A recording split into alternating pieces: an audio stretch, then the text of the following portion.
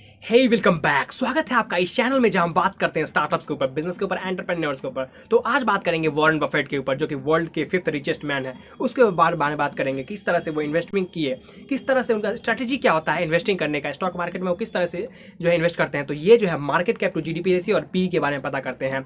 हम सीधे कमा नहीं सकते हैं। To earn more you have to learn more, यानी कि ज़्यादा कमाने के लिए आपको ज़्यादा सीखना पड़ेगा। यानी कि बिना सीखे आप कैसे कमा लोगे, आप बताओ मेरे को। आपको पढ़ना ही पड़ेगा किसी चीज़ के ऊपर, थोड़ा बहुत स्टडी करना पड़ेगा। इसीलिए हम बात करते रहते हैं इन सारी चीज़ों के ऊपर। तो किसी भी, हालांकि हम बात जहाँ करते हैं स्टार्टअप्स, बिजनेस और एंटरप्रेन्योर्स के ऊपर, तो ये स्टॉक मार्केट की जानकारी कहाँ से आती है, तो ये बहुत जरूरी है। इसीलिए जरूरी है क्योंकि जो है किसी भी स्टार्टअप्स या फिर बिजनेसमैन को, एंटरप्रेन्योर्स को पैसा लेना होता है इन्वेस्टर से, और इन्वेस्टर से पैसा लेने के लिए उन्हें बिजनेस आइडियाज़ बताना पड़ता है कि ये बिजनेस आइडियाज़ है। तो इसीलिए जो हमें स्टॉक मार्केट के इन्वेस्टर के बारे में जानकारी या फिर स्टॉक मार्केट की जानकारी होना ही चाहिए, और फंडिंग उसी से मिलता है। और कोई भी इन्वेस्टर पता कर लेता है, इन्वेस्टिंग देते देते उसे इतना एक्सपीरियंस हो जाता है कि वो पता कर सकता है ये कंपनी जो है कितना चलेगी या फिर नहीं चलेगी। उसी अनुसार से उस कंपनी के ऊपर जो इन्वेस्टमेंट होता है।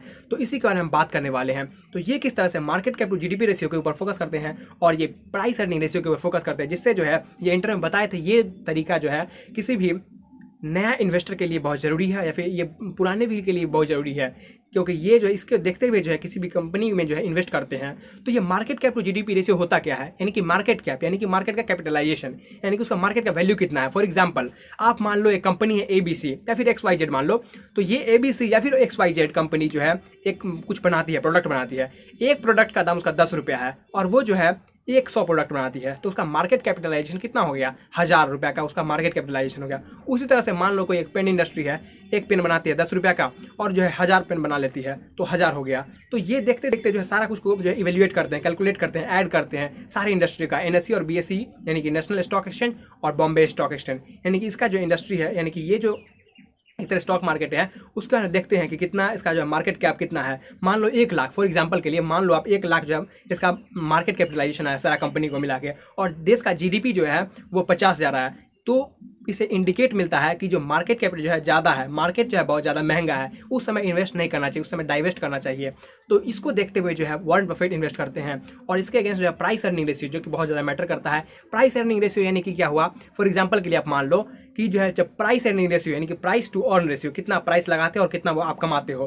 प्राइस अर्निंग रेशियो आप मान लो अगर 10 है, तो उस समय जो अगर आप 10 रुपये लगाते हो, तो आप 10 रुपये लगाने से जो है आप 1 रुपया कमाते हो। तो उस समय जो आपका प्रॉफिट हुआ वो जो है 10% का हुआ। उसी तरह से अगर प्राइस अर्निंग रेशियो PE जो है 30 है और 1 रुपया कमाते हो, यहाँ पे 3% का ग्रोथ होता है, 3% आपको रिटर्न आता है। तो इससे अच्छा है कि आप FD में जमा कर लो, जिसमें 6% का जो है कम से कम रिटर्न तो फिक्स रहता है। तो इसको देखते हुए जो है हम जो इन्वेस्ट करते हैं, उसको देखते हुए कहते हैं वॉरेन बफेट को इन्वेस्ट करना चाहिए। जैसे अभी जो है मार्केट का वैल्यूएशन बहुत ज़्यादा है, तो उसको देखते हुए कम इन्वेस्ट करना चाहिए, डाइवेस्ट करना चाहिए, पैसा को रिटर्न ले लेना चाहिए। तो उसको अगेंस्ट जो है देखते हुए जो है ये इन्वेस्ट करते हैं।